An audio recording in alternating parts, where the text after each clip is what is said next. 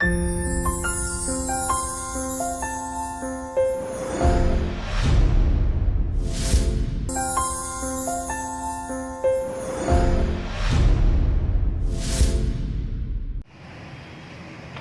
भारत मित्रों, आप सभी का स्वागत है आपके अपने चैनल एजुकेशन ऑफ ट्यूटोरियल में।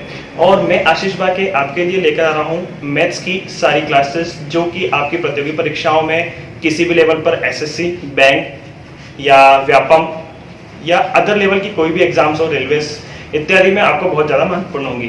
तो दोस्तों, उसी सेशन में आज हम चालू करने वाले हैं घन और वर्ग को लेकर के। दोस्तों, आप किसी भी तरह की एग्जाम देंगे तो आपके लिए बहुत ज़्यादा इंपॉर्टेंट होता है कि आप वर्ग और घन कैसे निकालें। ठीक है, चाहे आप सिंप्लीफिकेशन करें, चाहे आप किसी एडवांस लेवल के टॉपिक्स को क्लियर करें, हर जगह आपको घन और वर्ग का जो है महत्व आपको देखने को मिलता है दोस्तों। तो आइए इसी सेशन में सबसे पहले हम लोग देखते हैं कि वर्ग निकालते कैसे हैं और वर्ग होता क्या है। ठीक है, समझते हैं। जैसा कि दोस्तों आप लोग जानते हैं कि किसी भी संख्या में उसी संख्या का गुणा करना वर्ग कहलाता है। जैसे मैंने कहा कि भाई मेरे पास कोई संख्या है 24, ठीक है, तो इसी 24 में इसी 24 का गुणा कर दूं तो ये अपने आप में क्या हो जाएगा, 24 का वर्ग हो जाता है दोस्तों। ये बात आपको क्लियर होनी चाहिए। वर्ग या स्क्वायर का मतलब होता है किसी संख्या में उसी संख्या का गुणा करना, वो क्या कहलाता है, आपका वर्ग कहलाता है। लेकिन क्या हम इतना गुणा करने के लिए हम लोग इतनी झंझटें करेंगे कि भाई हम लोग यहाँ पे 4 चौको 16 की 6 हासिल का 1, 4 दूनी 8 और 1 9, उसके बाद फिर 4 दूनी 8 और 2 दूनी 4, फिर हम इसको प्लस करेंगे 6, 7 और 5, तो 576 हमारा आंसर आएगा। लेकिन इतनी बड़ी मेथड करने की बजाय कुछ शॉर्ट ट्रिक्स ऐसी हैं जिनके द्वारा हम लोग विद इन सेकंड 1 या 2 सेकंड में हम लोग क्या करेंगे, वर्ग को क्या करेंगे, निकाल लेंगे। ठीक है, विद कॉन्सेप्ट के साथ। ठीक है दोस्तों, आइए चलते हैं आगे। मैंने यहां पर लिख रखा है आपको आधार पद्धति या बेस मेथड। तो बेस मेथड होता क्या है, इस चीज को समझे थोड़ा सा। बेस मेथड होती है कि हमने कोई भी ऐसी संख्या ली जिसके पास 50, 100, 150, 200 से लेकर कितनी भी हो, ये यदि किसी भी संख्या के पास में है तो हम लोग किसी भी संख्या का वर्ग निकाल सकते हैं। उदाहरण के लिए देखिएगा, मैंने मान लिया कि 97, भाई 97 का मुझे स्क्वायर निकालना है। गौर दीजिएगा, यहाँ पर एक 5 मिनट का एक ऐसा कॉन्सेप्ट बता दूंगा मैं आपको कि जिससे आप किसी भी संख्या के वर्ग को विद इन सेकंड निकाल लेंगे। अलग अलग संख्याओं के लिए अलग अलग ट्रिक याद करने की जरूरत नहीं पड़ेगी। ध्यान दीजिएगा दोस्तों, मैंने कहा यहाँ पर 97 का स्क्वायर, तो ध्यान दीजिए कि 100 जो है क्या वो 97 के पास में है, बिल्कुल 97 के एकदम पास में कौन सा है, 100 है। तो मैं क्या करूं, इस 97 में से इस 100 के डिफरेंस को देखूं। तो मैंने देखा कि 100 और 97 का डिफरेंस कितना है, इन दोनों का डिफरेंस आ गया मेरे सामने 3। कितना आ गया, 3 आ गया। अब ध्यान दीजिएगा, ये जो अंतर है इस अंतर का 2 गुना करें और 2 अंकों तक लिखे इकाई में। ध्यान दीजिएगा, मैंने लिखा यहां पर 9 और एक 0 लगा दिया। ध्यान में आ रहा है, इन आखिरी की जो 2 संख्याएं होंगी उन पर फोकस कीजिएगा। मैंने किया इसका अंतर, वो आया 3, और उस 3 का स्क्वायर करके मैं इकाई के स्थान पर रख दूंगा और एक 0 लगा दूंगा, क्योंकि मेरे को आखिरी की 2 डिजिट को क्या करना है, इंगेज करना है। आई बात समझ में। अब मैं गया वापस क्वेश्चन की तरफ, तो मैंने देखा कि भाई 100 और 97 में कितने का अंतर था, 3 का अंतर था नहीं था, तो 3 का अंतर है। तो मैं एक काम करता हूं, इस 97 में से 3 और कम कर देता हूं, तो 94 आ जाएगा कि नहीं आ जाएगा, बिल्कुल आ जाएगा। तो मैं यहाँ पर एज इट इज 94 लिख दूं, तो ये हमारे पास क्या आ गया दोस्तों, आंसर आ गया। आई बात समझ में आया कैसे होगा। हमने क्या किया, सबसे पहले अब मौखिक समझो। हमने क्या किया, 97 देखा, 97 में और 100 में डिफरेंस देखा, तो 100 क्या है, यहाँ पर बेस है। बेस मेथड का मतलब ही ये होता है कि बेस जो वैल्यू है उससे अंतर देखा जाए। बेस से मैंने अंतर देखा, वो आया 3, और उस 3 का स्क्वायर करने पर मिला हमको 9, तो मैंने उस 9 को लिखकर एक डिजिट और इंगेज करनी है, तो मैंने 0 लगा दिया। आई बात समझ में। अब मैंने क्या किया कि भाई 3 तो यहाँ पर कम था, एक बार और 3 को कम कर दिया जाए और यहाँ पर लिख दिया जाए, तो 94 0 नहीं, यानी कि 9409 आपका आंसर आ गया दोस्तों। ये बात आपको समझ में आ जानी चाहिए। एक और उदाहरण देखिए, ये 97 का स्क्वायर हो गया। मैंने कहा आपको कि 95, या एक काम कीजिए और छोटी संख्या ले लेते हैं। ठीक है, छोटी संख्या में मैंने ले लिया 86 का स्क्वायर। कितना ले लिया, 86 का स्क्वायर ले लिया। कितना ले लिया, 86 का स्क्वायर। कैसे निकालेंगे, मैंने कहा आपको कि 1 से लेके, ये यहाँ पे एक चीज लिखी हुई है भाई, 1 से लेके 25 तक के आपको स्क्वायर यदि याद है तो आपके लिए आधार पद्धति याद करना बहुत आसान होता है। और मेरा यहाँ तक ख्याल है कि 1 से 25 तक स्क्वायर याद करना कोई बहुत बड़ी बात नहीं है। कोई भी बच्चा ये 1 से 10 तक के किसी भी KG1 KG2 के बच्चों को यदि कहा जाए कि भाई तुझे पढ़ना है तो वो कुछ क्लास तक ये चीजें यदि तैयार करता है तो उसको एक समय तक ये चीजें तैयार हो जाएंगी और 1 से 25 तक के स्क्वायर भी वो याद कर देगा। तो वही हमको करना है, 1 से 25 तक के स्क्वायर याद कर लीजिए और इस मेथड में लगा दीजिए, आपको विदिन सेकंड आंसर मिल जाएगा दोस्तों। तो ये आया अपना 86। क्वेश्चन की तरफ जाते हुए मैं कहता हूं कि ये है 100 से कितना कम। ये भी 100 के निकट ही है, क्योंकि हम यदि 50 लेते हैं तो 50 से ज्यादा अंतर है, 100 से कम अंतर है। तो 100 से इसका अंतर कितना है? मैंने कहा कि भैया 100 से 86 का अंतर कितना आ गया? 14 आ गया। कितना आ गया? 14 अंतर आ गया। तो इस 14 के यहाँ पे हमने क्या किया था, जो अंतर था उसका स्क्वायर किया था, तो मैंने इस 14 का स्क्वायर किया। जब 14 का मैंने स्क्वायर किया तो मेरे पास आया 196। ठीक है, कितना आया? 196। इस 196 में मैंने 2 अंकों की बात की थी यहाँ पर, तो यहाँ पर भी मैं 2 अंक रख दूं आखिरी में, मैंने लिख दिया 96 अलग। ठीक है, अब 96 रखने के बाद मेरे पास क्या बचा? इस 1, तो मैंने इस 1 को अभी अलग रख दिया। आई बात समझ में? अब मैंने क्या किया, यहां पर 100 से कितना कम है? यहां पर 100 से 14 कम है, तो 86 में से भी 14 को माइनस कर दिया जाए। तो मैंने कहा कि मैं 86 माइनस 14 करता हूं, तो वो हो जाएगा हमारे पास कितना? 72 हो गया। ठीक है, अब ये 72 हो गया, तो 72 जो है यहां पर मैं एज इट इज लिख दूंगा क्या? नहीं, मेरे पास हासिल क्या बचा हुआ है? 1। तो उस 72 में मैं इस 1 को जोड़ दूंगा, तो मेरे पास कितना आ जाएगा? 73। तो 73 96 हमारे पास क्या आ गया दोस्तों? आंसर आ गया। बिल्कुल 100 यदि बेस मान लिया तो इस तरह के क्वेश्चन आप सॉल्व कर सकते हो। अब मुझसे कहा गया भैया कि यदि कम वाले हैं सर वो तो आप निकाल दोगे, लेकिन क्या 100 से ज्यादा वाले भी मैं निकाल सकता हूं? बिल्कुल निकाल सकता हूं, कोई दिक्कत वाली बात नहीं। मैंने एग्जांपल ले लिया 104 का स्क्वायर। मैं एग्जांपल ले लिया 104 का स्क्वायर। तो 104 का स्क्वायर कैसे निकालेंगे ये ध्यान दीजिएगा, एकदम गौर फरमाइएगा कि भाई 100 से वही चीज देखना है। 100 से अंतर कितना है? 100 से अंतर है 4। 104 और 100 में अंतर कितना है? 4 का अंतर है। 104 माइनस 100 इक्वल्स टू 4। क्लियर हो गई बात? इस 4 का मैंने स्क्वायर किया। क्या किया? इस 4 का मैंने स्क्वायर किया और 4 चौको 16, तो यहां लिख दिया, कोई दिक्कत, क्योंकि हमने क्या बोला, ये 2 डिजिट हमने आखिरी में ये भी लिखी थी, तो यहां पर मैं 2 डिजिट लिख दूं। तो एक बात बताइए कि जब 1 डिजिट थी तो मैंने 0 लगा दिया, 3 डिजिट हुई तो मैंने बचे हुए भाग को क्या कर लिया, एक अलग से रख दिया और उसको बाद में मैंने ऐड कर दिया। तो इसमें क्या है? इसमें तो कुछ है ही नहीं ना, कुछ एक्स्ट्रा है ही नहीं। तो 4 का स्क्वायर किया तो कितना हो गया? 16 हो गया। इस बात को अलग कीजिए। यहां पर क्या था पहले? यहां पर 100 से कम था, तो कम था तो और कम कर दो, और ज्यादा है तो और ज्यादा कर दो। जैसे कुछ होता है ना कि भैया कोई व्यक्ति यदि बहुत ज्यादा अमीर है तो वो और अमीर हो जाएगा, कोई कभी गरीब है तो और गरीब हो जाएगा, कैसी परिस्थितियों के हिसाब से निर्भर करता है। तो वही चीज है कि यहाँ 100 से जितना कम है उतना कम कर दो, और जहां यहाँ पर 100 से जितना ज्यादा है उतना ज्यादा कर दो दोस्तों। ठीक है, तो मैंने यहाँ पर क्या की, ज्यादा कर दिया, तो मैंने 104 में इस 4 को एक बार और जोड़ दिया, तो मेरा आंसर आ गया आपके पास कितना आ गया?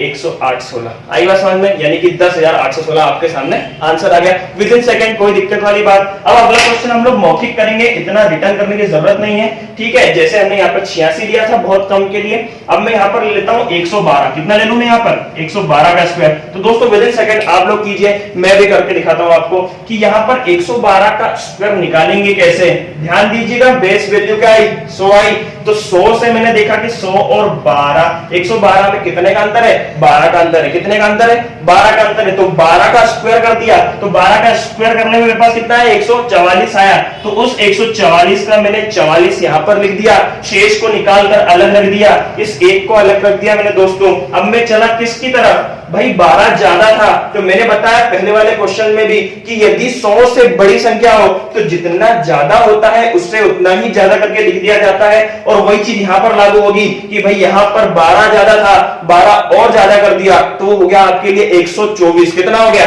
124। लेकिन मैंने ध्यान दिया क्या मैं 124 यहां पे लिख सकता हूं? बिल्कुल भी नहीं। मैं इस 1 को कैसे भूल गया? तो मैंने उस 124 में जब मैंने 1 को जोड़ा है दोस्तों, तो मेरे पास क्या आ गया?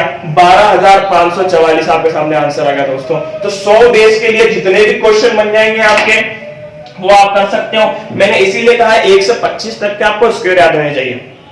कारण उसका केवल इतना था कि भाई 25 तक के स्क्वायर याद होंगे तो मैं यहां पर 75 की वैल्यू 100 बेस मान के निकाल सकता हूं, और वहीं 125 की वैल्यू भी किसके हिसाब से निकाल सकता हूं? उस 25 के स्क्वायर की मदद से निकाल सकता हूं। ठीक है दोस्तों, आइए चलते हैं मैंने बाकी बेस क्यों लिखे।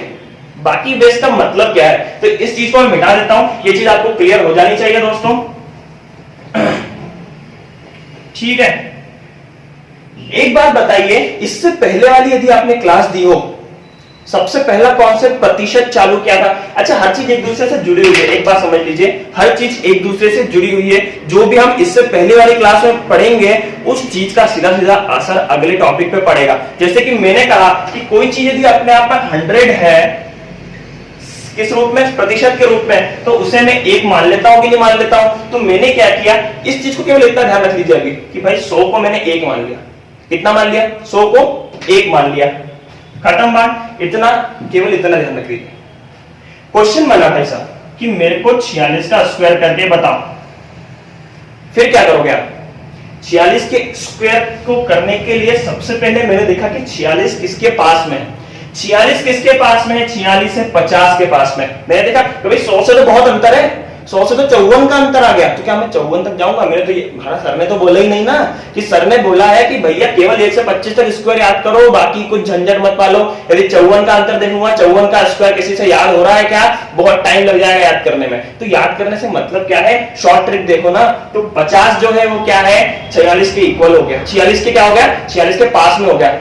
46 के पास में कितना हो गया? 50 हो गया। ठीक है, अब वही चीज हमने क्या देखा, 50 और 46 का अंतर कितना होता है। इस 50 और 46 का अंतर कितना है दोस्तों? 4 का अंतर है। आई बात समझ में? अब 4 का अंतर है तो 4 का मैंने स्क्वायर कर दिया, 4 का स्क्वायर कर दिया तो 4 चुको 16 यहां पे लिख दिया। आई बात समझ में? वही चीज देखिए मैंने, 50 और 46 का अंतर कितना है? 4, और इस 4 के स्क्वायर को मैंने क्या कर दिया, यहां पर ले जाकर लिख दिया। आई बात समझ में? अब मैंने 4 तो यहां पे लिख दिया स्क्वायर। अब अगली कंडीशन क्या बनती है, मैंने क्या कहा कि जब भी कम होता है तो और कम कर दिया जाता है। तो 4 यदि कम है तो 4 और कम कर दिया जाए, तो 4 यदि कम कर दिया जाएगा तो मेरे पास कितना आएगा? 42 आएगा। तो ऐसा जल्दबाजी में यहाँ 42 लिखने की गलती मत करना। यदि ऑप्शन में आ गया 42 16, आप 42 16 लगाकर आ जाएंगे और क्वेश्चन गलत हो जाएगा आपका, और सीधे सीधे आपके कितने मार्क्स कट जाएंगे? If you are preparing for SSC, आपके 2.5 नंबर कट जाएंगे, क्योंकि 2 नंबर वो जो आपके सही होने पर मिल सकते थे और आधा नंबर वो जो आपके कटने पर चला गया। तो 2.5 नंबर की बहुत ज्यादा भूमिका होती है दोस्तों। 2.5 नंबर में लाखों लोग कंपटीशन करते हैं। ठीक है, तो वही चल के देखिए कि हम आगे करने क्या वाले हैं। मैंने आपसे इससे पहले जस्ट कुछ सेकंड पहले एक चीज कही, ये जो 100 है उसको मैंने 1 माना, तो 50 क्या हो जाएगा? आधा हो जाएगा कि नहीं हो जाएगा? 50 आधा हो जाएगा कि नहीं हो जाएगा? तो 50 बेस के लिए इस 42 को मैं आधा कर दूंगा कि नहीं कर दूंगा? बिल्कुल कर दूंगा। जब मैंने इसको आधा किया तो 21 आ गया दोस्तों, तो मेरा 21 16 यहाँ पर आंसर होगा। आप किसी भी बुक में उठाकर देख लीजिए, क्वेश्चन गलत हो जाए तो बता दीजिएगा।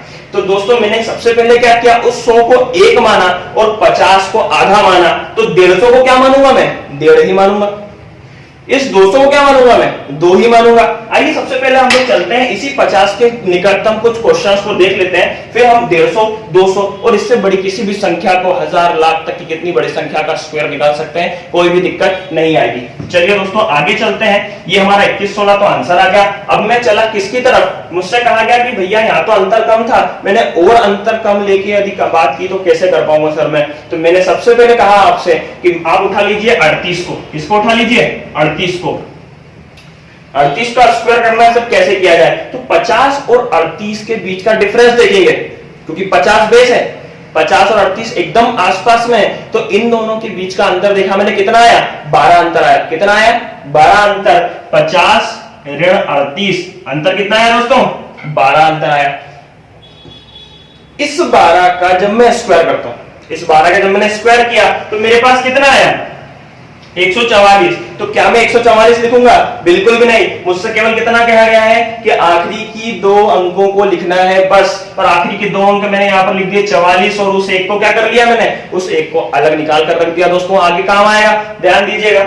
मैंने इस एक को अलग कर दिया, देखा कि 50 और 38 के बीच का अंतर कितना है? 12 कम है, तो 12 कम है तो 12 और कम कर दिया जाए। 12 और कम कर दिया गया तो 8 से 2 गई, कितना बचा? 6 आया, और 3 में से 1 गई, कितना बचा? 2 आया। तो मतलब 12 38 और 12 का डिफरेंस कितना आ गया? 26 आ गया। ठीक है, अब ध्यान दीजिएगा, अभी एक मत जोड़िएगा, अभी इस 26 का आधा कीजिए। क्यों आधा कीजिए? क्योंकि वही चीज 100 को यदि 1 मानता हूं तो 50 को आधा मानना ही पड़ेगा। वहीं यहाँ पर 26 है तो 26 का भी आधा करना ही पड़ेगा। 26 का जब मैंने आधा किया तो 26 का आधा करने पर मेरे को मिला 13, और इस 1 को क्यों छोड़ू मैं? तो इस 13 के साथ 1 को जोड़कर मैंने यहां लिख दिया, तो हमारे पास आंसर आ गया 1444 दोस्तों, विद इन सेकेंड। मुझे पेन उठाने की भी जरूरत नहीं पड़ेगी और हम डायरेक्ट आंसर लिख सकते हैं, कोई दिक्कत वाली बात नहीं है। यदि आप चाहें तो आप किसी भी संख्या का स्क्वायर निकाल सकते हैं। ये हुई कम वाली बात। आगे चलता हूं, मैंने कुछ एग्जांपल ऐसे भी दिए हैं जो कि 50 से ज्यादा को रखते हैं। ठीक है, मैंने कहा आपसे अब 57 ले लेते हैं। कितना लिया मैंने? 57 ले लिया। 57 का स्क्वायर है तो मैं क्या करूंगा? 57 का स्क्वायर है तो ध्यान दीजिएगा 50 और 57 के बीच का डिफरेंस कितना है? 50 और 57 के बीच का डिफरेंस है दोस्तों कितना? 49। तो अंतिम 2 अंकों की बात थी तो मैंने सिर्फ अंतिम 2 अंक रख दिए। आई बात समझ में? मैंने केवल अंतिम के 2 अंक रख दिए तो कितना हो गया? 49। खत्म बात। कुछ हासिल नहीं है, कुछ जीरो के लफड़े नहीं है, बिल्कुल भी कोई दिक्कत नहीं। 2 डिजिट थी, 2 डिजिट की वैसे हमने उठा के यहां पर रख दिए। एक बात बताइए, 50 से 7 ज्यादा है, 50 से 7 ज्यादा है उतना ही ज्यादा कर दूं। कहने का तात्पर्य वही था कि जितना कम है उतना कम कर दिया जाए, जितना ज्यादा है उतना ज्यादा कर दिया जाए। ठीक है, तो मैंने क्या किया यहाँ पे 50 से कितना ज्यादा है? 7 ज्यादा है। 7 और जोड़ दिया गया तो कितना आ गया मेरे पास? मैंने 57 में और 7 जोड़ दिया तो मेरे पास कितना आ गया? 64। ध्यान दीजिएगा 64 नहीं लिखना है यहाँ पर, हमें क्या करना है? 100 को मैंने माना 1, 50 को माना मैंने आधा, तो 64 का भी आधा कर दिया जाएगा, और इस 64 का आधा कर दिया मैंने तो कितना हो गया? 32। तो 32 और 49 आपका आंसर आएगा। आई बात समझ में? और देख लेते हैं एक एग्जांपल।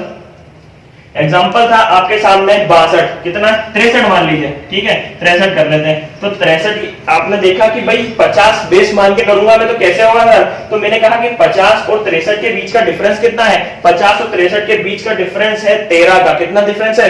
13 का। तो उस 13 का स्क्वायर कर दिया गया, उस 13 का स्क्वायर कर दिया गया तो 13 का स्क्वायर कितना होता है? 169। कितना होता है? 169 होता है। तो मैंने क्या किया यहाँ पर? 69 ले दिया। आई बात समझ में? 69 लिख दिया। ठीक है, अब 69 लिखने के बाद मेरे पास शेष कितना बचता है? 1 बचता है दोस्तों। ठीक है, अब शेष 1 बच गया तो मैंने क्या किया, जब 13 ज्यादा था तो 13 और जोड़ दिया गया। 13 और जोड़ दिया गया तो कितना हो जाएगा इसमें? 13 जोड़ने पर 3 और 3 6, 6 और 1 7, यानी कि 76 हो गया। कितना हो गया? 76 हो गया। लेकिन बेस वैल्यू कितनी थी हमारी? बेस वैल्यू थी हमारी 50। ठीक है, तो मैंने क्या किया, जैसे 100 के लिए मैंने 1 किया था, 50 के लिए आधा कर दूंगा, तो 76 का जब मैंने आधा करने गया तो आंसर कितना आ गया हमारे पास? 38। कितना आ गया? 38। तो क्या मैं एज इट इज 38 लिख दूं? बिल्कुल भी नहीं, क्योंकि मेरे को दिख रहा है कि 1 क्या है यहाँ पर? 1 क्या है? हासिल में रुका हुआ है। तो मैंने क्या किया? 38 में 1 जोड़ दिया और 39, 69 हमारे सामने आंसर दो। इस चीज को समझ में कोई दिक्कत बिल्कुल भी नहीं होना चाहिए। ठीक है, ये कुछ क्वेश्चंस थे जो हमने सबसे पहले किस चीज को देखे? सबसे पहले देखे हमने 100। ये हमारा सबसे पहले हो गया। क्या हो गया हमारा सबसे पहले? 100। सेकंड नंबर पे हो गया हमारा 50 बेस। मैं आगे चलता हूं। मैंने उठाया कौन सा? 200। क्या उठाया? 200। ठीक है, अब 200 के बेस को लेकर के क्वेश्चन किस तरह से बनते हैं ध्यान दीजिएगा। केवल 2 क्वेश्चन करेंगे हम लोग। एक क्वेश्चन करेंगे कम वाला, एक क्वेश्चन करेंगे ज्यादा वाला। ठीक है, वही एक 150 वाला एग्जांपल देखेंगे, एक कम वाला और एक ज्यादा वाला। ध्यान दीजिएगा, गौर कीजिए यहाँ पर कितनी आसानी से हम लोग यहाँ पर स्क्वायर निकाल सकते हैं। मैंने एग्जांपल लिया कि 260 का स्क्वायर निकालना है, कैसे निकालेंगे? 260 का स्क्वायर निकालना है, कैसे निकालेंगे दोस्तों? तो ध्यान दीजिएगा, 200 बेस माना है मैंने। क्या माना है? 200 को बेस माना है। तो 200 से कितना ज्यादा है? 7 ज्यादा है। तो 7 ज्यादा है तो उस 7 का स्क्वायर किया जाए। उस 7 का स्क्वायर किया मैंने, कितना हो गया? 49 हो गया। कितना हो गया? 49 हो गया। अब उस 7 का स्क्वायर करके तो लिख दिया। अब मैं उसमें और 7 जोड़ दूं। कितना जोड़ दूं? और 7 जोड़ दूं तो कितना हो गया? 214। कितना हो गया? 214। अब यहां पर 214 नहीं लिखना है। बात कहां पर रुकती है? वही कि जहां मैंने 100 को 1 माना, वही मैं 200 को क्या मान लूंगा? 2, 300 को क्या मान लूंगा? 3, 400 को क्या मान लूंगा? 4 मान लूंगा दोस्तों। आई बात समझ में? तो मैंने क्या किया, जब 100 के लिए 1 किया, 200 के लिए 2 करूंगा, तो मैंने क्या किया था? 50 के टाइम पे मैंने आधा किया था, तो 200 के टाइम पे 2 गुना नहीं करूंगा क्या? बिल्कुल करूंगा। तो मैंने क्या किया, यहां पर 2 गुना कर दिया। चीजें समझ में आ रही होंगी, बिल्कुल एकदम सीधा सा कॉन्सेप्ट है कि भाई 214 में मैंने 2 का गुणा करना इसलिए वाजिब समझा क्योंकि 100 बेस मानने पर 1 होता था, 200 मानने पर मैं 2 गुना करूंगा, 50 मानने पर मैं आधा करूंगा। आई बात समझ में? मैंने क्या किया, इसका 2 गुना किया, 14 दूनी 28 और 2 दूनी 4, तो 42 849 आपका आंसर है। चीजें क्लियर हो रही नहीं हो रही है? बिल्कुल। मैंने एक और क्वेश्चन उठाया कम वाला, आई बात समझ में? मैंने कम वाला क्वेश्चन उठाया, मान के चलिए मेरे पास आ गया 194 ले लिया। क्या ले लिया मैंने? 194 का स्क्वायर निकालना है सर, कैसे निकालेंगे? बहुत ही आसान तरीका, विद इन सेकंड में क्वेश्चन आपका सॉल्व हो जाएगा। जैसे कि 194 और 200 का डिफरेंस देखा मैंने, 194 और 200 का डिफरेंस कितना है? 6 का डिफरेंस। कितने का डिफरेंस है? 6 का डिफरेंस है। तो मैंने उस 6 के स्क्वायर को लिख दिया। उस 6 का स्क्वायर कितना आ गया? 36 आ गया। अंतिम 2 डिजिट में मैंने क्या किया? उस 36 को लिख दिया। अब 36 को लिखने के बाद मेरी अगली प्रोसेस क्या होती है? जितना कम है उतना और कम कर दिया जाए। तो 6 कम है तो 6 और कम कर दिया गया। तो जब मैंने इसमें से 6 कम किया तो कितना बचा मेरे पास? 188 बचता है दोस्तों। बात यहां पर आकर नहीं रुकती है। अभी मैंने कहा कि 100 को 1 मानूंगा तो 200 को 2 गुना कर दूंगा। तो इस 188 को जब मैं 2 गुना करता हूं, इस 188 को 2 गुना किया तो 8 दूनी 16 हासिल का 1, 8 दूनी 16 और 1 17 हासिल का 1, 2 एकम 2 और 1 3, यानी 188 का दोगुना कितना हो गया? 376, तो 37 636 आपका आंसर आ गया। तो आई बस समझ में? किसी भी तरह की संख्या को आप सॉल्व कर सकते हो। एकदम निकटतम संख्या हुई तो आप क्या करेंगे? आप 0 लगाकर कर देंगे। ठीक है, जैसे आपने कहा कि 1 2 या 3 का अंतर हो गया तो मैं 04 01 और 09 लेकर कर दूंगा। यदि इनसे ज्यादा अंतर होते हैं तो क्या हुआ? मैंने 2 डिजिट तक वाले नॉर्मल लिख दिया।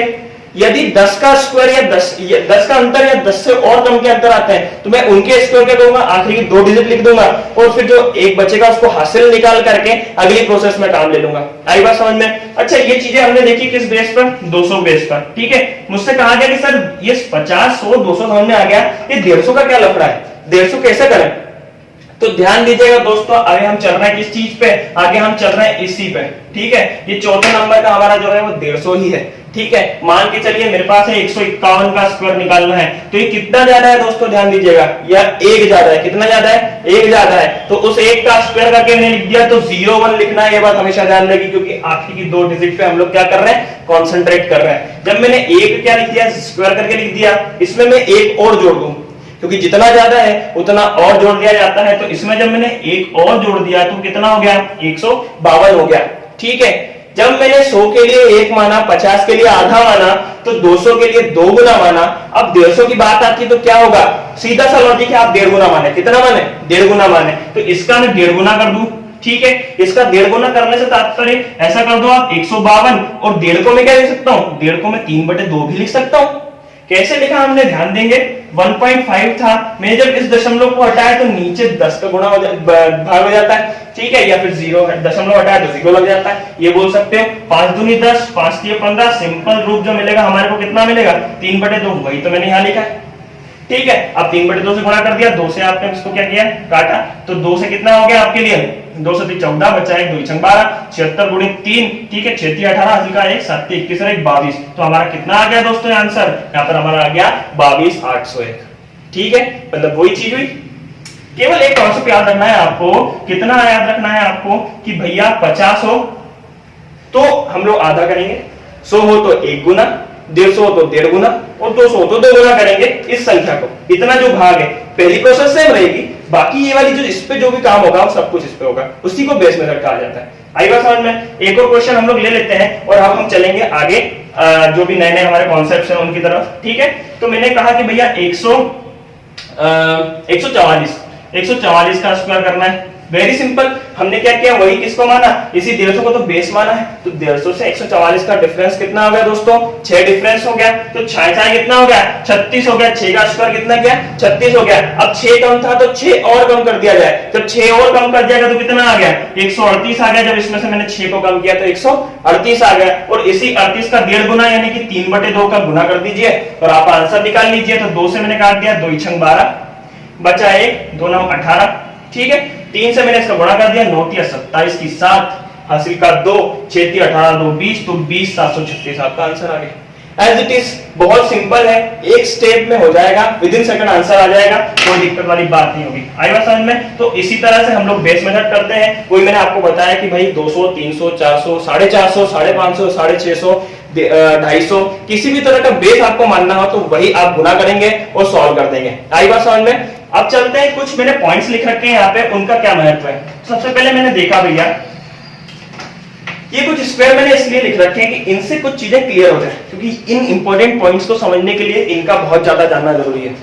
हमें एक से, किसी भी व्यक्ति को 1 से लेकर 10 तक के स्क्वायर याद होना ही चाहिए। 1 का स्क्वायर 1 है, 2 का स्क्वायर 4 है, 3 का स्क्वायर 9 है, 4 का स्क्वायर 16 है, 5 का स्क्वायर 25 है, 6 का स्क्वायर कितना है 36 है, 7 का स्क्वायर 49 है, 8 का 64 है, 9 का 81 और 10 का 100 है। आई बात समझ में? तो इस तरह से हमने यहाँ पर कुछ लिख रखा है। ध्यान दीजिएगा, एक चीज आपने नोटिस की होगी जो मैंने पहले पॉइंट में बताया है कि 1 के स्क्वायर में इकाई का अंक 1 आता है, वही 9 के स्क्वायर में भी इकाई का अंक 1 आता है। ध्यान दिया आपने? वही 2 के स्क्वायर में इकाई का अंक कितना आता है 4 आता है। तो क्या बोला मैंने कि भाई 4 और काय में आ रहा है 8 के स्क्वायर में भी आ रहा है, इकाई का अंक 4 आ रहा है। ध्यान दीजिएगा, केवल इकाई की बात चल रही, यहां पर भी इकाई, यहां पर भी इकाई, यहां पर भी इकाई और यहां पर भी इकाई। एक और चीज, 3 के स्क्वायर में इकाई का अंक 9 आ गया। आई बात समझ में? तो वही चीज है 7 के स्क्वायर में भी कितना आ गया 9 आ गया। ध्यान दीजिएगा, 4 के स्क्वायर में कितना आ गया 6 आ गया, 6 के स्क्वायर में कितना आ गया 6 आ गया। ये मैं क्यों बता रहा हूं, इसका कुछ ना कुछ उद्देश्य होगा। अगली क्लास जो बनेगी हमारी, तब आपको वर्गमूल में सबसे ज्यादा इन्हीं चीजों का मतलब निकलेगा। वो मैं फिर एज इट इज बना करके आपको समझाऊंगा कि कैसे निकाला जाता है। ठीक है, वही 5 का स्क्वायर है तो केवल 5 देख के मैंने बोल दिया कि भाई 5 का स्क्वायर करेंगे तो इकाई का कितना हो जाएगा 5 हो जाएगा। आई बात समझ में? अब ये चीजें क्लियर हो गई। आगे चलते हैं, मैंने इनका मतलब क्यों लिखा। 5 का स्क्वायर में 5 हो गया और 10 के स्क्वायर में क्या आ जाएगा इकाई का अंक 0 हो जाएगा। 1 और 9 इन दोनों का योग कितना हो रहा है, वे दोनों संख्याएं जिनका योग 10 है, वे दोनों अंक जिनका योग कितना है 10 है, तो उस 10 के लिए क्या आ जाएगा इकाई का अंक 1 आ जाएगा। 1 और 9 के लिए 1 हो गया, 2 और 8 के लिए 4 हो गया, 3 और 7 के लिए 9 हो गया, 6 और 4 के लिए 6 हो गया, 5 के लिए 5 और 0 के लिए 0 हो गया। आई बात समझ में? ये दोनों चीजें अपवाद स्वरूप मान सकते हैं आप, क्योंकि भाई कोई भी संख्या है यदि उसका इकाई का अंक 0 है तो उसके स्क्वायर में भी इकाई का अंक कितना होगा 0 होगा। लिखा है ना, वर्ग की इकाई, सीधी सी बात है। इस 5 में भी क्या होगा 5 ही होगा, 5 25। ठीक है, अब एक चीज ध्यान देने वाली है, इनमें आपने नोटिस की होगी, जो मेरा सेकंड पॉइंट बोल रहा है। सेकंड पॉइंट क्या बोलना चाह रहा है, इसको ध्यान दीजिएगा। ये जो 4 संख्याएं हैं ना दोस्तों, इन 4 संख्याओं का बहुत ज्यादा महत्व है। भाई क्वेश्चन दे दिया गया कि 55 या 155 या 150 या कोई भी ऐसी बड़ी से बड़ी संख्या 264, 392, कोई भी संख्या दे दी गई हो और उनके स्क्वायर की बात किया जाए कि भाई इसका स्क्वायर क्या है, 4 ऑप्शन दे दिए गए हैं। उन 4 ऑप्शन में से 3 ऑप्शन ऐसे हैं जिनके इकाई का अंक इन चारों में से कुछ होगा। 3 ऑप्शन ऐसे हैं जिनके इकाई का अंक 2, 3, 7, 8 है। तो क्या मैं इतनी लंबी मेथड करने बैठूंगा? बिल्कुल भी नहीं। ये तो क्या है ही शॉर्ट ट्रिक, लेकिन यदि ये कब लगती है जब ऐसी सिचुएशन ना बने कि एक ही ऑप्शन ऐसा हो जिसमें इकाई का अंक क्या हो, इसके स्क्वायर के बराबर हो। यदि चारों में आ गया कि भाई चारों में आ गया कि 1, 4, 9, 6, 5, 0, इनमें से कोई इकाई का अंक उन 4 ऑप्शन में, तब हम क्या करेंगे उसका स्क्वायर निकालेंगे। लेकिन हमने देख लिया सबसे पहले क्या अटैक किया ऑप्शन पे, ऑप्शन में हमको दिखा कि जो इकाई के अंक है वो 2, 3, 7, 8 में से कुछ है, तो इनको छोड़कर जो ऑप्शन बचता है वो आंसर बचेगा हमारा एकमात्र। ठीक है, तो आपने देखा इनमें कि 1, 4, 9, 6, 5, 6, 9, 4, 1 और 0, लेकिन इनमें कभी भी 2, 3, 7 और 8 का जिक्र नहीं है। तो ध्यान दीजिएगा दोस्तों कि 2, 3, 7 और 8 किसी भी संख्या के वर्ग के इकाई के अंक में बिल्कुल भी नहीं आते। ठीक है, और 1, 4, 9, 6, 5, 0 इकाई के अंक में आ सकते हैं और सिचुएशन यहां पर मैं आपको समझा चुका हूं। आई बात समझ में? तो ये बात आपको समझ में आना चाहिए। ये कुछ इंपॉर्टेंट पॉइंट्स थे, ये आपके लिए संख्या और उनके वर्ग थे। ठीक है दोस्तों, तो हम लोग क्या चलते हैं, इस आधार पद्धति को भी बहुत अच्छे से समझ लिया मैंने। अब हमारा सेकंड जो टॉपिक है वो घन, हम उस घन की ओर चलते हैं। आई बात समझ में? तो जैसा कि आप लोग ने यहाँ पर समझा कि वर्ग और घन में किस तरह से हम लोग उसको अलग अलग कर सकते हैं। भाई वर्ग के लिए जो मेथड है, अब घन के लिए और बहुत अच्छी मेथड लेकर के आया हूँ, तो मैं उम्मीद करता हूँ आप हमारे साथ बने रहिए। धन्यवाद। तो दोस्तों जैसा कि आप लोगों ने देखा कि वर्क के लिए हमने कौन कौन सी शॉर्ट ट्रिक्स का यूज किया, वैसे ही हमारा आज का एक और कॉन्सेप्ट है वो है घन को लेकर के। तो आइए चलते हैं कि हम घन की कैसे कम समय में कैसे घन को निकाल सकते हैं, वो चीज को समझते हैं। तो सबसे पहले मैंने एक एग्जांपल लिया है 12 का, ठीक है। कुछ उधर इंपॉर्टेंट पॉइंट्स लिखते हैं, उस चीज को हम पहले देख लेते हैं।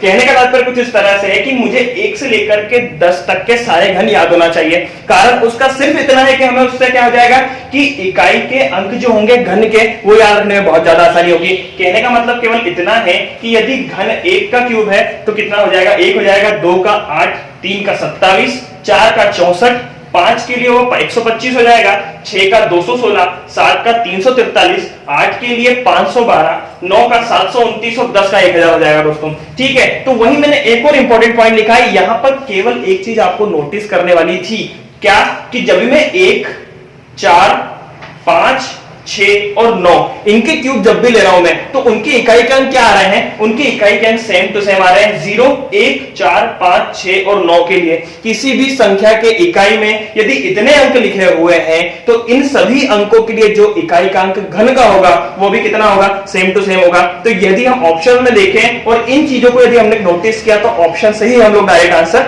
लगा सकते हैं। एक और चीज याद रखने वाली है, ध्यान में रखने वाली है, कोई रटने वाली नहीं है। क्या चीज है कि इनके अलावा कुछ ऐसे बचते हैं, जैसे 2 बचा है, 8 बचा है, 3 बचा है और 7 बचा है, तो इनमें कैसे किया जाए। तो भाई 2 का जो क्यूब होगा, यदि किसी संख्या की इकाई में 2 है तो उसका क्यूब हमेशा 8 होगा, और यदि संख्या की इकाई में 8 है तो उसका क्यूब के इकाई में क्या हो जाएगा, 2 हो जाएगा। मतलब 2 का 8 और 8 का 2 का, ये बात क्लियर। एक और चीज है 3 के लिए कि भाई 3 यदि किसी संख्या की इकाई में 3 आता है तो उसका क्यूब का इकाई का अंक 7 होगा, वही 7 के लिए क्या हो जाएगा, 3 हो जाएगा। यही चीज थी। अच्छा, जब मैंने आपको वर्ग के कॉन्सेप्ट पढ़ाए तब आपको केवल इतनी चीज याद रखनी थी। एक इंपॉर्टेंट पॉइंट मैंने बताया था कि 2, 3, 7 और 8 किसी भी संख्या के वर्ग में नहीं आते, सही है। 3, 7 और 8 किसी भी संख्या के वर्ग के इकाई के अंक में नहीं आते हैं। उन्हीं 2, 3, 7, 8 को यहां पर भी याद रखना है कि 2 और 8 का कैसा कनेक्शन है, 2 और 8 यानी कि इन दोनों का योग कितना हो गया, 10 हो गया। तो 2 के विपरीत में 8 और 8 के विपरीत में 2 आएगा इकाई के अंक में। क्लियर हुई बात। वहीं आगे चलते हैं, 3 और 7 में भी सेम है,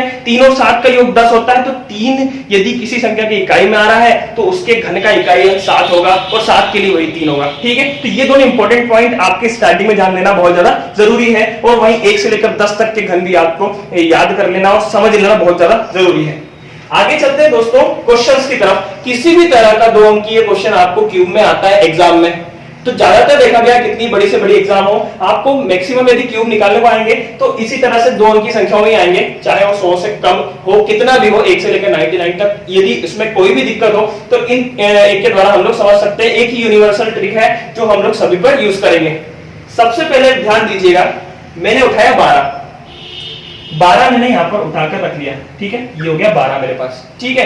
मैंने लिया पहला अंक और दूसरा अंक, मैंने 4 स्थान बनाए, 1, 2, 3 और ये 4, ठीक है। पहले स्थान पर रखा जाएगा इस पहले वाले अंक का क्यूब, इस पहले वाले अंक का क्यूब। आखिरी वाले स्थान पर रखा जाएगा इस आखिरी वाले स्थान का क्यूब। आई बात समझ में, आई बात समझ में। फिर यहां पर रखा जाएगा पहले का स्क्वायर गुणा 2, और इसमें रखा जाएगा पहला गुणा 2 का स्क्वायर। ये बात समझ में आ रही कि नहीं आ रही। कहने का तात्पर्य कितना है कि यदि 12 मान के चलिए कोई एग्जांपल लेता हूं मैं, तो इसमें पहला वाला अंक का क्यूब यहां पर और दूसरे वाले अंक का क्यूब यहां पर रखा मैंने चौथे स्थान पर। वहीं मैंने क्या किया, इस जगह पर क्या रखा, मैंने पहले वाले अंक जो है, ठीक है, इस अंक का स्क्वायर गुणा दूसरा वाला अंक, और यहां पर रखा मैंने पहले वाला अंक गुणा दूसरे वाले का स्क्वायर, यानी कि इसका स्क्वायर करके इसमें गुणा करो और इस वाले में क्या करना है, इसका स्क्वायर करके इसमें गुणा करो। क्लियर हुई बात। चीजें समझते हैं कहां पर हम लोग बहुत आसानी से कर सकते हैं। मैंने वही चीज की जो यहां पर लिखी हुई है, आप चाहे तो इसका स्क्रीनशॉट ले लें, एज अ फॉर्मूला इसको यूज करें, कोई दिक्कत वाली बात नहीं है। मैंने देखा कि भाई 12 मेरे पास कोई संख्या दे रखी है, तो मैंने इसका पहला अंक लिया, इस पहले अंक का क्यूब यहां पर लिखना है, तो पहले अंक का क्यूब मैंने यहां लिख दिया 1। फिर मैं यहां पर गया, मैंने 2 का क्यूब देखा, तो 2 का क्यूब कितना हो गया, 8 हो गया। आई बात समझ में, क्लियर होगी बात। अब मैं इस पे गया, इसमें क्या बोला है मुझसे, 1 का क्यूब स्क्वायर गुणा दूसरा, 1 का स्क्वायर गुणा दूसरा, मतलब पहले का स्क्वायर कितना है, 1 का स्क्वायर 1 गुणा 2, 1 का स्क्वायर गुणा 2, तो क्या हो जाएगा, 2 हो गया। क्लियर हुई बात। इसमें मैंने इस वाली सिचुएशन में गया तो 1 गुणा 2 का स्क्वायर, ठीक है। तो 2 दूनी 4 एकम 4, ठीक है। तो मेरे पास क्या बन गई, ये संख्या होगी, ठीक है। मैंने लिखा 1 2 4 8, ये 4 अंक मैंने दूर दूर लिख दिए। आई बात समझ में?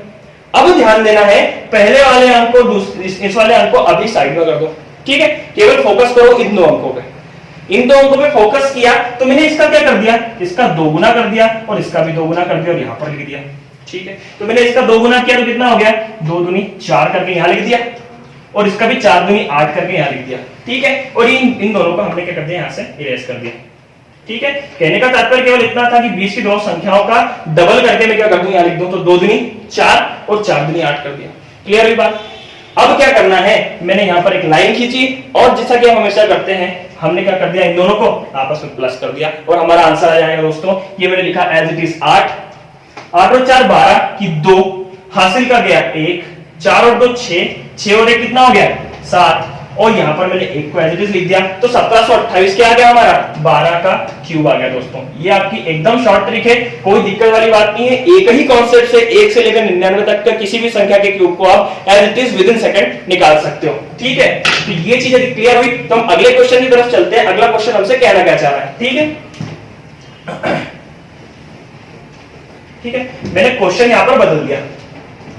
क्वेश्चन क्या बदला मैंने, क्वेश्चन मेरा है 31, क्या है 31 का क्यूब निकालना। क्या निकालना, 31 का क्यूब निकालना। कैसे किया जाए, सेम ट्रिक, कोई भी अलग नहीं। 3 का क्यूब किया मैंने और यहां पर लिखा 3 3 9 3 27, ठीक है। ये मैंने यहां लिख दिया 27, खत्म हुई बात, ठीक है। फिर मैंने क्या किया, पहला अंक तो ले लिया, अब दूसरे वाले अंक की बात। तो दूसरे वाले में क्या लिखा है, 1 का क्यूब, तो 1 के क्यूब को मैंने यहां लिख दिया, कोई दिक्कत। फिर आए मैं इस लाइन पे, इसमें क्या बोल रहा है मुझसे कि 1 का स्क्वायर गुणा 2, तो 3 3 9 गुणा 1 तो 9 हो जाएगा, ठीक। वही मैं यहां पर गया कि पहले और दूसरे के स्क्वायर का गुणा कर दिया। दूसरे का स्क्वायर कितना होता है, 1 हो गया, और इसमें मैंने गुणा कर दिया 3 का, तो 3 आ गया यहाँ पे एज इट इज, ठीक है। अब ये चीज क्लियर हुई। इसके बाद हम क्या करने वाले हैं, वही इन दोनों को मैंने क्या किया, साइड किया और इनका डबल करके नीचे लिख दिया। तो 9 दूनी 18 यहां पर लिख दिया और मैंने लिखा 3 दूनी 6 यहां पर। क्लियर हुई बात? जब मैंने यहां पर नीचे लाइन खींचता हूं और क्या कर देता हूं, इन दोनों को ऐड कर देता हूं, मेरे पास आंसर आ जाएगा। मैंने लिखा 1 6 और 3 9, ठीक है। 18 और 9 कितना हो गया 27, 27 की 7 हासिल का 2, 7 और 2 9, तो 29,791 हमारे पास आंसर आ गया। आई बात समझ में दोस्तों? ये आपका इतने इजी तरीके से विद इन सेकंड में क्वेश्चन हो जाएगा। कुछ क्वेश्चन और ले रखे हैं, तो ये दोनों हमारे पास क्लियर हो गए, तो आगे क्वेश्चन हम बहुत आसानी से कर सकते हैं। अब मैं क्वेश्चन लिख रहा हूं 44, 44 का क्यूब क्या होता है, ठीक है।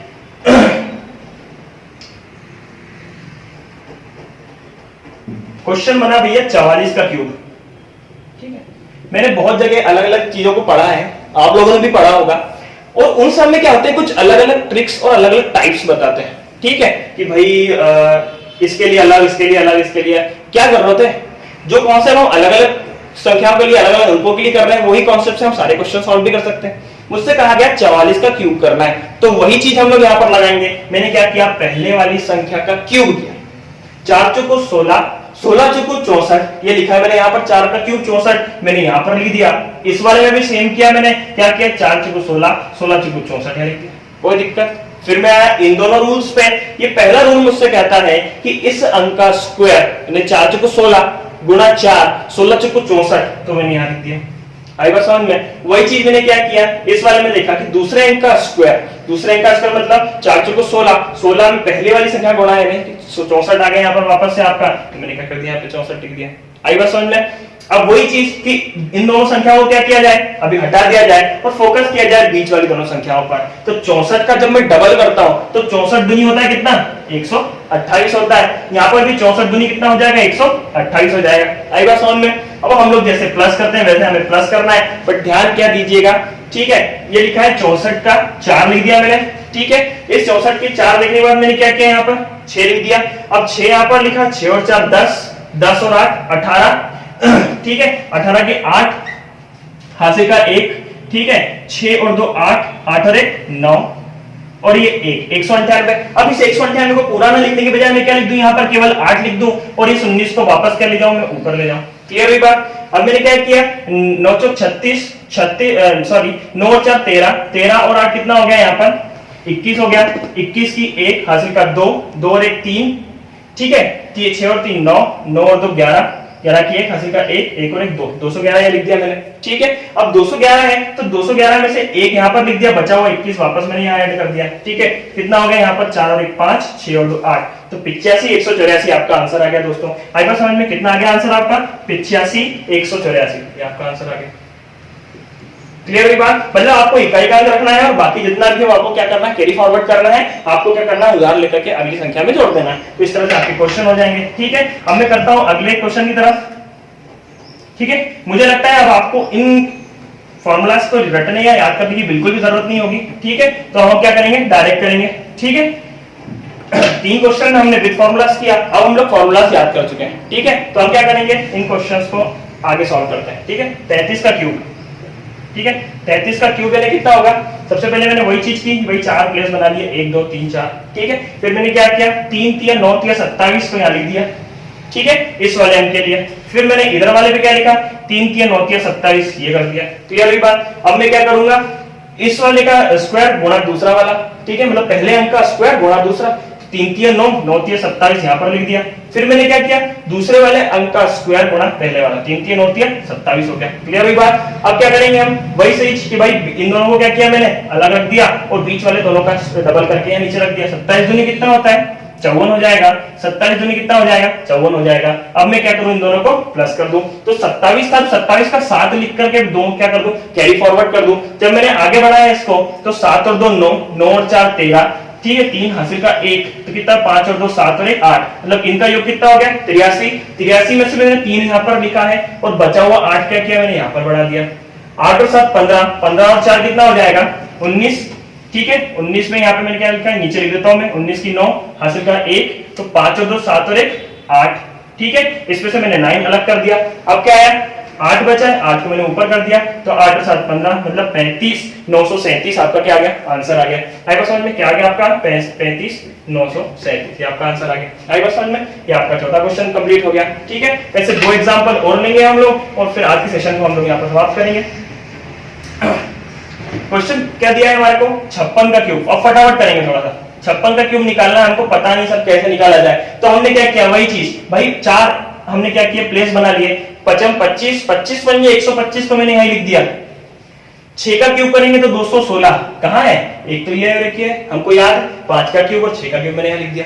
फिर आती है बात किस पे, पहले वाले का स्क्वायर गुणा दूसरा, 55 25 25 संग 150, यहां लिख दिया। फिर दूसरे वाले का स्क्वायर गुणा पहला वाला, 4 4 36 36 पंजे कितना होगा, 180 हो गया।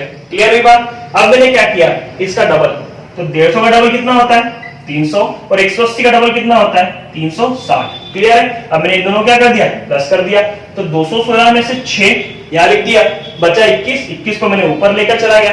ठीक है, इस 21 को मैंने प्लस किया तो 1 8 और 2 10, 10 और 6 16 की 6 हासिल का 1, 3 और 2 5, इसमें से मैंने क्या किया, 1 लिख दिया, बचा कितना मेरे पास, 56 बचा, तो 56 को मैं इधर लेकर चला गया।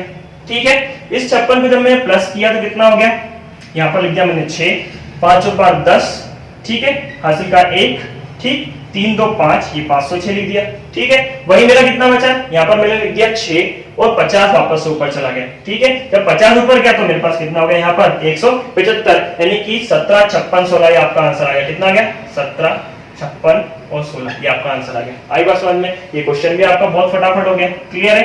एक और एग्जांपल है, बहुत ही छोटा सा एग्जांपल है, और ये जो 23 वाला ना एज इट इज क्वेश्चन आपको मिलते हैं, ऐसा नहीं कि भाई वैसे ही कहीं से उठा दिए हैं। ये क्वेश्चन प्रीवियस ईयर के क्वेश्चन पेपर में एज अ सिंप्लीफिकेशन में आपको बहुत ज्यादा देखने को मिलेंगे, जो आपके माइनर मिस्टेक्स को बहुत ज्यादा आपके मार्क्स काटने में बहुत भूमिका निभाते हैं। ठीक है, तो जैसे मैंने कहा कि 23 का आपको क्या करना है, क्यूब करना है, तो आप खुद अपने दिमाग लगाइए और उससे पहले करने की कोशिश कीजिए कि मैंने क्या किया, वही क्या किया, 4 प्लेस बना दिए भैया। अब 4 प्लेस बनाने के बाद पहले वाले का क्यूब किया, 2 दूनी 4 दूनी 8, फिर दूसरे वाले का क्यूब किया, 3 3 9 3 27, यहां लिख दिया।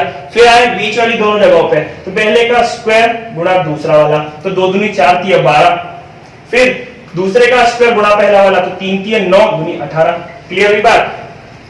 पहले और आखिरी वाले को छोड़ दीजिए, फिर मैं आगे गया तो 12 दूनी 24 और 18 दूनी 36। जब मैं इसको ऐड करता हूं दोस्तों तो आपके पास आंसर आ जाएगा। 27 के लिए 7 लिखा और 2 को ऊपर लेकर चला गया, 18 और 2 20, 20 और 36 56, 56 का जब मैंने 6 लिखा और 5 ऊपर चला गया। आई बात समझ में? ठीक है, आगे में गया 5 और 2 7 और 4 11, 11 की 1 हासिल का कितना बचेगा 1, तो बचेगा कितना 4। अब 4 को यहां ना लिख के क्या कर दूं, कैरी फॉरवर्ड कर दूं, तो 8 और 4 कितना हो गया 12, तो 12 167 आपका आंसर आ गया। कितना आ गया 12 167। तो दोस्तों इस तरह से हमने आज वो सारी चीजें समझी जो कि वर्ग और घन करने में हमको बहुत ज्यादा दिक्कत जाती है। ठीक है, इन इंपॉर्टेंट पॉइंट्स का भी उतना ही महत्व है जितना इन क्वेश्चंस को सॉल्व करने में समय बचाना है आपको, तो डायरेक्ट हम लोग क्या करेंगे, यदि ऐसी सिचुएशन बन जाती है कि भाई इकाई के अंक से ही सॉल्व हो रहा है तो बहुत ही अच्छी बात है। वही चीज हमने वर्ग के कॉन्सेप्ट में करी, वही चीज हमने घन के कॉन्सेप्ट में करी, और हम लोग चाह रहे हैं कि आपको बहुत अच्छे तरीके से कॉन्सेप्ट के थ्रू ट्रिकी मेथड से आपको कैसे सॉल्व करना सिखाया जाए। तो दोस्तों जैसा कि आपने देखा कि अभी तक हम लोग प्रतिशत और घन वर्ग वाले वीडियोस को आपको प्रोवाइड कर चुके हैं, वैसे ही आपको और भी अच्छे अच्छे वीडियोस हम लोग प्रोवाइड करते रहेंगे। तो आप लोग लाइक कीजिए, सब्सक्राइब कीजिए, क्वेश्चंस यदि किसी क्वेश्चन में प्रॉब्लम आती है तो उसे कमेंट बॉक्स में लिखिए, और ज्यादा से ज्यादा शेयर कीजिए, और बने रहिए आपके अपने चैनल के साथ एजुकेशन ऑफ ट्यूटोरियल में। धन्यवाद।